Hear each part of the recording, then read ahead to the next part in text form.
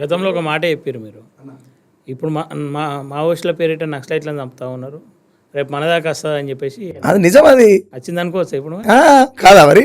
నేను మీ ఇంటర్వ్యూలో చెప్పిన, ఇదే చైర్లో కూర్చొని చెప్పిన క్లియర్గా, ఇవాళ మావోయిస్టులను డేట్ పెట్టి మరి చంపుతున్నారు అంటే రేపు చంపేది అర్బన్ నక్సలైట్ల పేరుతోనే అంబేద్కరిస్టులనే చంపుతారు. భారత రాజ్యాంగం రాసినటువంటి బాబాసాహెబ్ అంబేద్కర్ మనధర్మ గ్రంథాన్ని ఏ విధంగా అయితే లక్షల మందిలో తగలబెట్టిండో, సేమ్ అదే సిచ్యువేషన్లో రేపు రానున్న కాలంలో భారతీయ జనతా పార్టీ ప్రజలంతా, ప్రపంచం అంతా చూస్తుంటే మిట్ట మధ్యాహ్నం ప్రజలంతా చూస్తుంటే భారత రాజ్యాంగాన్ని తగలబెట్టడానికి చాలా సిద్ధంగా ఉన్నారు.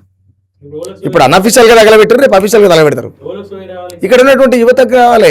ఇక్కడ అంబేద్కర్ ఇస్లాం అని చెప్పుకుంటున్నటువంటి ఏమంటారు, సోకాళ్ళ మేధావులు అంటారు, ఏమంటారు మరాలని, వాళ్ళకి రావాలి సోయి, వాళ్ళకి రావాలి సోయి. ఎందుకు అని అంటే అంబేద్కర్ ఇస్లా పేరు చెప్పి మీ సంసారాలు గడుపుకోవడం కాదు, సమాజం పెట్టిపోతుందో చెప్పాలి భయ్. మీకు మీరే స్టేట్మెంట్లు ఇచ్చుకుంటే ఎట్లా, నేను కట్టలు కట్టిన మొబులు మోసిన చెప్తే నడదు కదన్నా. ప్రాక్టికల్గా సమాజం పెట్టిపోతుందో చెప్పుర్రి. నెక్స్ట్ వచ్చేది మీరే అంబేద్కరిస్టులే. ఈ రాజ్యంలో నెక్స్ట్ వచ్చేది మీరే అంబేద్కరిస్టులే. ఇది గుర్తుపెట్టుకోర్రి. ఎందుకు అని అంటే మీకు కూడా మిమ్మల్ని నిన్నటిదాకా రక్షించింది కూడా అదే రాడికల్.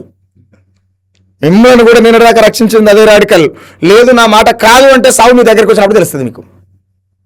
సాగు మీ దగ్గరకు ఇప్పుడు రామనరసాకి ఏం తెలుసు అంటే కూడా సాగు మీ దగ్గరకు వచ్చినప్పుడు నేను అన్నమాట అయితే వినబడుతుంది, అప్పుడు వినబడుతుంది, కనబడుతుంది, నేను కూడా ఉంటా, చూస్తా ప్రాక్టికల్గా. అంటే నేనేమంటున్నా, బీజేపీ వాళ్ళు బీసీలని అధికారంలోకి తెస్తామంటే కొత్తగా తెచ్చేది ఏంది? మోడీ బీసీని కన్నా. ఇక్కడ ఎవరి చెవులో పువ్వులు పెడుతురు? మోడీ బీసీ కదా, మళ్ళీ అయిపోయాయి. ఇక కొత్తగా బీసీలు ఎందుకు? దేశమే బీసీ చేతులు ఉంది, మళ్ళీ బీసీలకు రాజ్యం ఎందుకు చెప్పు? అవునా కదా? ఇదే మళ్ళీ మోడీ కాడికి పోయి, అయ్యా దేశ ప్రధానిగా మీరు ఉన్నారు, మా తెలంగాణ రాష్ట్రానికి ఈ బాధ ఉన్నది, మా బీసీ ప్రధానమంత్రి అయినటువంటి మీరే పట్టించుకోకపోతే ఈ అగ్రవర్ణ పార్టీలు మమ్మల్ని ఎట్లా పట్టించుకుంటాయని చెప్పి మోడీతో చర్చలు జరిపేదన్నది ఏమాను ఆయన క్షేతన అయితే. వీళ్ళందరిది ఇప్పుడు ఏందన్నా, నేను అన్నది ఏమైనా తప్పు ఉందా? ఇలా మోడీ మన బీసీ అయినప్పుడు మనం మోడీ గారిని అడుగుదాం, నాయన ప్రధానమంత్రి గారు మాకు ఇది కావాలి, అడగొచ్చు కదా. మళ్ళీ ఇవన్నీ ఎందుకు? ఈ రాజ్యం నిర్మాణం చేయడం, అన్న హెలికాప్టర్లో దిగడం, కోట్ల రూపాయలు కూడా పెట్టడం, సభకు తీసుకుపోవడం, వచ్చిపోయే టైంలో కొంతమంది చచ్చిపోవడం, ఏంది మందు సీసాలు మంచి రాజకీయాలు? ఏం రాజకీయాలు ఇవి? అలా కదా. కాబట్టి నేనేమంటున్నా అంటే బీసీలకు ఒకవేళ బీజేపీ వాళ్ళు అధికారం ఇస్తే మరేది మోడీ బీసీగా కొత్తగా ఇచ్చేది ఏముండదు. ఆడ ప్రజల్ని మభ్యపెట్టి ఎట్నో అట్లా ఇక్కడ ఉన్నటువంటి తెలంగాణ కావచ్చు, ఈ ప్రాంతంలో వాళ్ళ కుర్చీ వేసుకోవాలనేది పెద్ద ప్లాన్. ఆ ప్లాన్ కోసం ఎంతకైనా ఏమైనా చేస్తారు వాళ్ళు. ఇంకోటి అన్న, నేను ఏమంటున్నా అంటే ఇక్కడ బీజేపీ అనగానే నాకేదో శత్రువు కాదు, లేకపోతే నేను దానికి శత్రువుని కాదు. ఎందుకు చెప్తున్నాను నేను ఈ మాట అంటే, మనిషిని మనిషిగా చూడని వ్యవస్థ ఏదైనా సరే దానికి నేను పక్కా శత్రువునే. దీంట్లో ఎలాంటి 0% కూడా మార్పు లేదు. మనిషిని మనిషిగా చూడనటువంటి మతం కావచ్చు, కులం కావచ్చు, రాజ్యం కావచ్చు, పార్టీ కావచ్చు, ప్రాంతం కావచ్చు, ఏదైనా కావచ్చు ప్రపంచంలో, దానికి నేను పక్కా వ్యతిరేకినే. ఎందుకు అనంటే సగటు మనిషిని ప్రేమించలేనునివి నువ్వు రాజ్యంలో పరిపాలన స్వేచ్ఛ వాతావరణాన్ని ఎట్లా నెలకొల్పుతావు? నువ్వు సగటు మనిషిని ప్రేమించడమే రాదు కదా, నువ్వు ఎట్లా దాన్ని ఎస్టాబ్లిష్ చేస్తావు? దాన్ని ఎట్లా బిల్డప్ చేస్తావు? మనిషిని ప్రేమించడమే రాదు, రాజ్యాన్ని ప్రేమిస్తావా? కాబట్టి నేనేమంటానంటే ప్రజల్ని ప్రేమించేటువంటి ప్రభుత్వాలు ఉండాలి, ప్రజల్ని ప్రేమించేటువంటి నాయకులు ఉండాలి, ప్రజల బాగు కోసం పనిచేసేటువంటి నాయకులు ఉండాలి. దానికోసం నేను క్లియర్గా మాట్లాడగలుగుతా బతుకున్నంతకాలం, దాంట్లో ఎలాంటి డౌట్ లేదు. భారతీయ జనతా పార్టీ కూడా ఆ పార్టీ అధికారంలో రావడం కోసం అనేక మార్గాలలో వెళ్తారు, ఎత్తుగడలు వేస్తూ ఉంటారు. ఆ ఎత్తుగడల వల్ల ఇక్కడ రాజ్యంలో ఉన్నటువంటి ప్రజల బతుకు చిత్త అయినప్పుడే నాలాంటి వాళ్ళు చర్చలు పెడతారు. ఆ ఎత్తుగడలలో భాగంగా ప్రజల బతుకును చిత్తు చేస్తున్నటువంటి వ్యవస్థని మనం ఎందుకు నిర్మాణం చేయాలని నేను అంటున్నా. సింపుల్ అన్న. చివరిగా ఒక పాటతో ముగిద్దాం. ఏదైనా మీకు నచ్చింది, ఈ సమాజానికి ఉపయోగపడే అన్ని ఉపయోగపడతాయి ఈ సమయంలో. ఎవడయ్యా భారతదేశం అభివృద్ధిలున్నదంది, అది నిజమైతే దేశంలో ఏమేమి మారిందో తెలపరండి.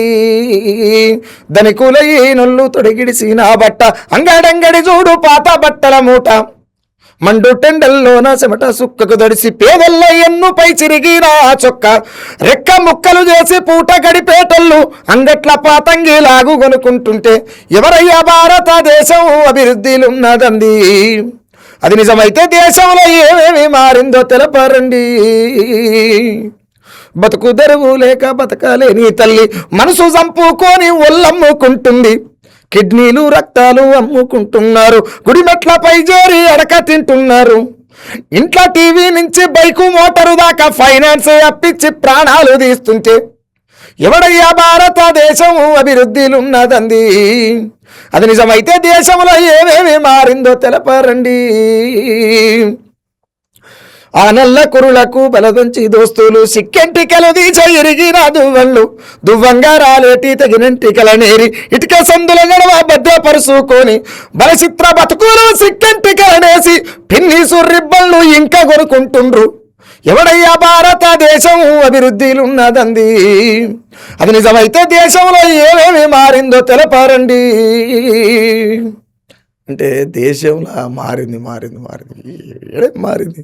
సింపుల్గా ఎంత దౌర్భాగ్యమైనటువంటి ముచ్చటంటే ఈ దేశంలో పేదరికం ఉన్నది, ఇది ఇట్టనే ఉంచుతాం అనటానికి గతంలో ఉన్న ప్రభుత్వాలు కావచ్చు, ఇప్పుడు ఉన్నటువంటి ప్రభుత్వాలు కాదు, పురుగులు పట్టినటువంటి కంట్రోల్ బియ్యం పంచుతున్నారు అంటేనే దేశం ఏడుందో క్లియర్గా అర్థం కావాలి.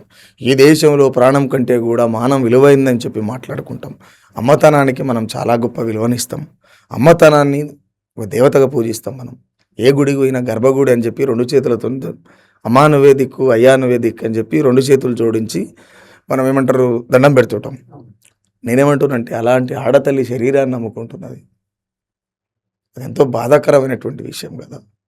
ఇంకొక మాట ఏందనంటేనా, దేవుణ్ణి వేడుకున్నోడు బిచ్చగాడయ్యిండు, దేవుణ్ణి వేడుకున్నోడు బిచ్చగాడయ్యిండు, దేవుణ్ణి వాడుకున్నోడు రాజ్యపీఠంలో కూర్చున్నాడు.